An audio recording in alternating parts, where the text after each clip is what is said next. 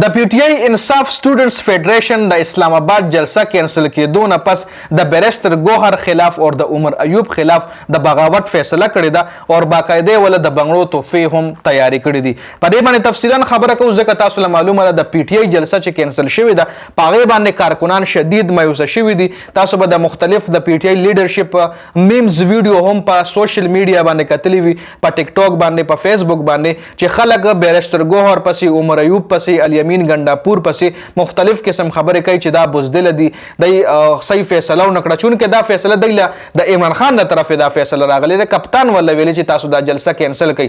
اوس که چېرې کپتان دی له ویلو چې تاسو جلسه کینسل کړئ او دی خپله بهادري ښولې وه چې نه مونږ جلسه کوو او دې جلسه کې بیا په دی باندې کیسونه جوړ شوي، نو بیا به ذمهدار څوک و؟ د پی ټی آی لیډرشپ په نور هم کمزوری شوی، پی ټی آی پارټي به نوره هم کمزوری شوې وه او عمران خان به ورته ویل چې تاسو له خو مه ووایئ چې فلحال تاسو دا شی ملتوي کړئ.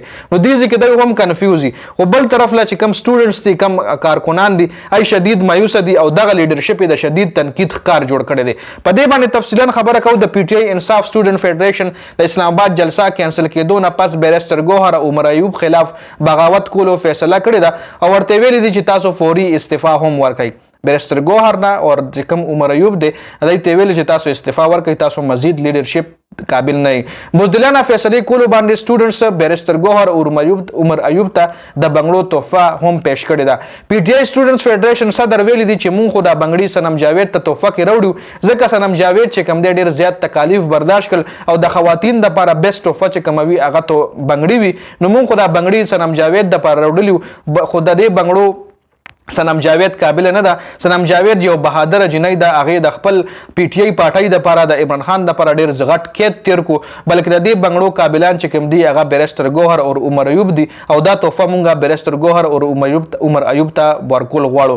نن مونږ ته دا احساس وشو چې دا بنګړي د صنم جاوید نه دي، صنم جاوید ته دا بنګړي ورکول زموږ غلطي ده، بلکې د دې بنګړو قابلان بیرسٹر گوھر او اوعمرایوب دي. سټوډنټس فیډریشن جی تاسو به کتلي وي اکثر د کالجونو کې مختلف فیډریشن جوړ وي، پی ټی آی والا سټوډنټس او د نون لیگ والا سټوډنټس او ان پی والا، مطلب اوس دغه سټوډنټس چې کوم دي د مختلف کالجونو یونیورسټو دی هم ځان له یو خپله پارټي وي، یو خپل فیډریشن وي.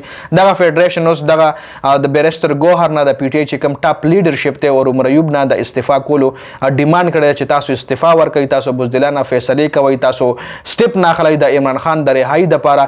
اوس دا عمران خان منې کړي دي که نه عمران خان ورله وایي چې زما د رهایي دپاره جلسې مه کوو. کپتان به داسې نه کړي. کپتان به هېڅکله دی ته ونه وایي چې لاړ شئ زما د رهایي دپاره جلسې وکړئ، زما د رهایي دپاره کارکنان راوباسئ، یا به هېڅکله که دی ورله وایي چې موږ ستا د رهایي دپاره احتجاج کوو، نه به ورله هېڅکله مو نه وایي چې نه مه کوئ.